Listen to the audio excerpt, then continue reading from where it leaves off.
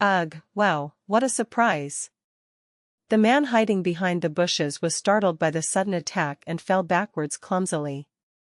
It was none other than the Count's son, Gerald Cenospan. Aren't you the young master of the Count's family? Why is he here?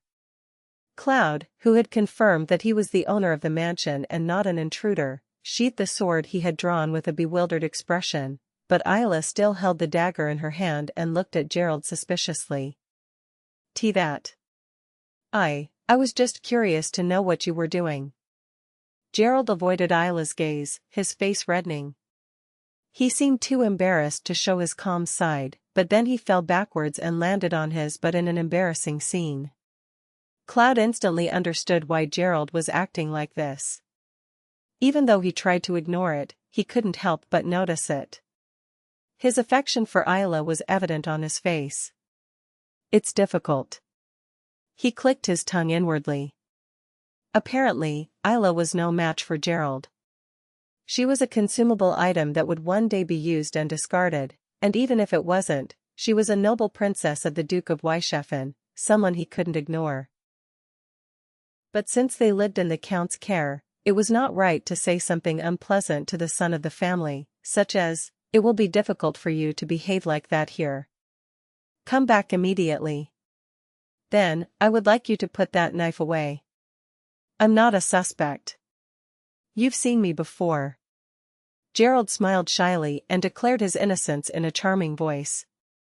Isla still had a slightly uncomfortable expression, but she put away the dagger she had pointed at him.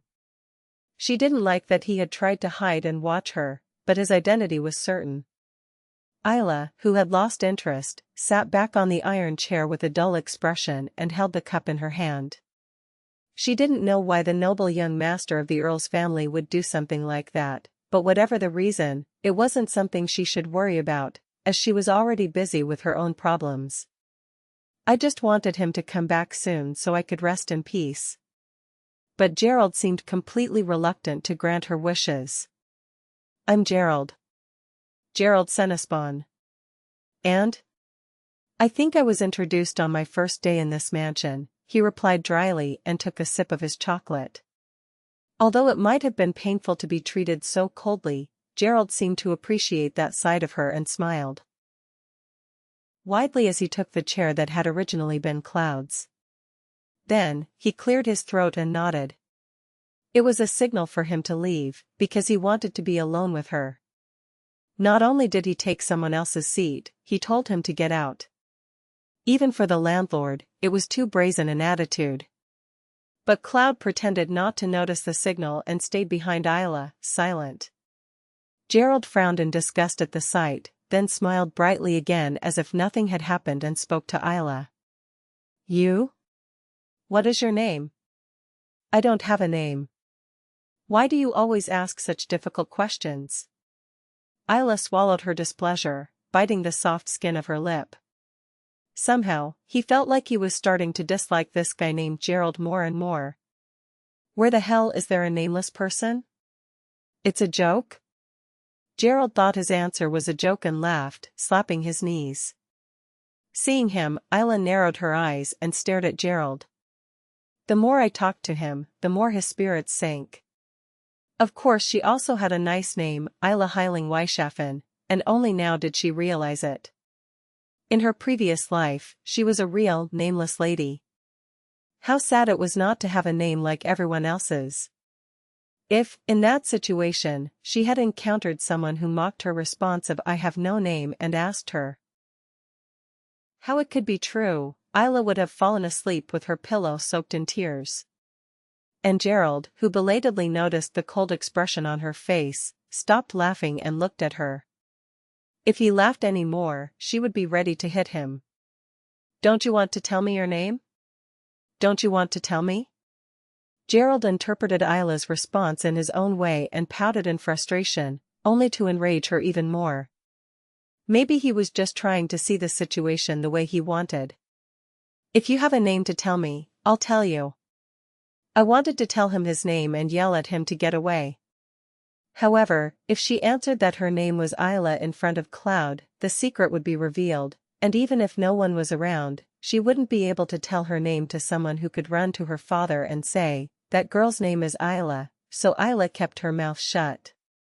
If that happened, Byron might activate a curse or something, and she would lose her life. No, perhaps it would be better to misinterpret it that way. If she strutted around like that, saying she didn't want to talk, he would just come back and never bother her again. But Gerald was a boy with unnecessary stubbornness.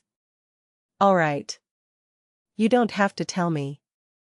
What should I call you? Since you are pretty, should I call you Pretty?" he asked with one eye open, and Isla nearly spit out the chocolate she was holding in her mouth. I didn't quite understand what I was hearing.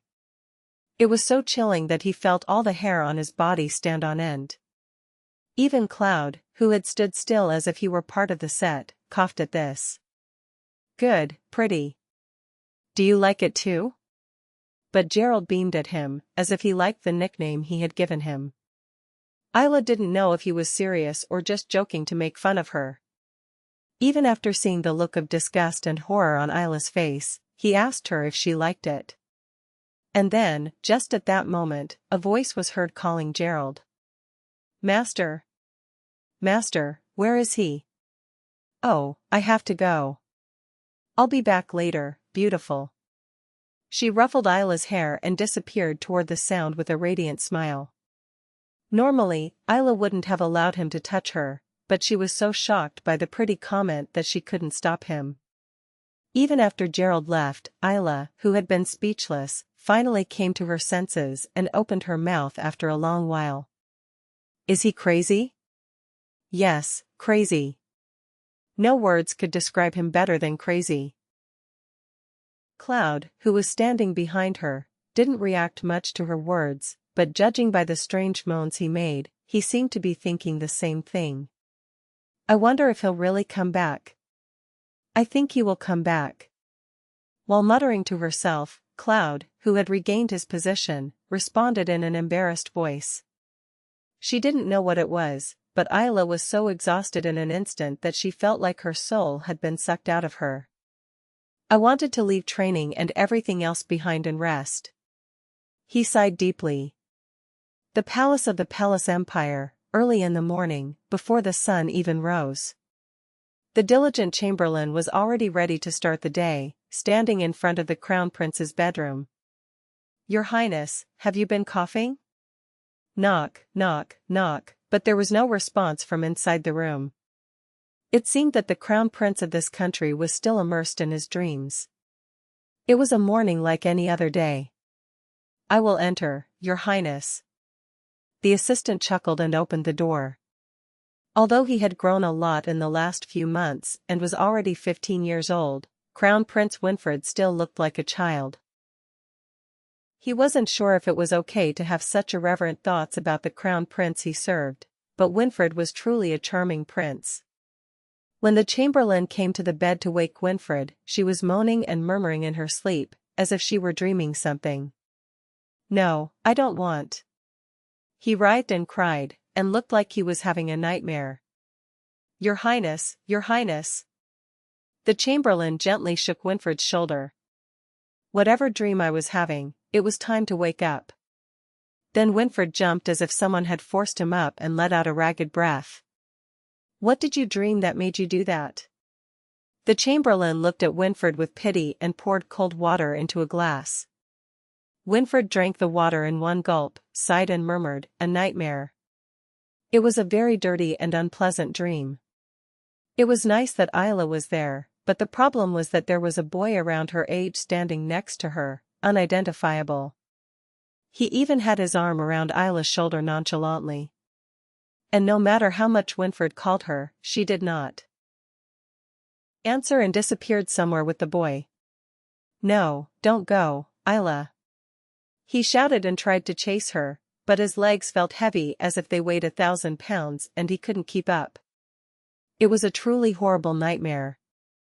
Winfred tried to comfort herself by thinking that the dreams were just dreams, but that ominous feeling did not improve her mood. Still, to continue the day's routine smoothly, it was time to get up. Winfred put down her empty cup and struggled to her feet. And just as he was about to change his clothes, the door burst open and someone walked in. Binka. How many times do I have to tell you to knock when you enter His Highness the Crown Prince's chambers? Sorry, I thought no one was here. It was Binka, a maid, who suddenly rose to fame as the one in charge of cleaning the Crown Prince's bedroom after finding his prized handkerchief.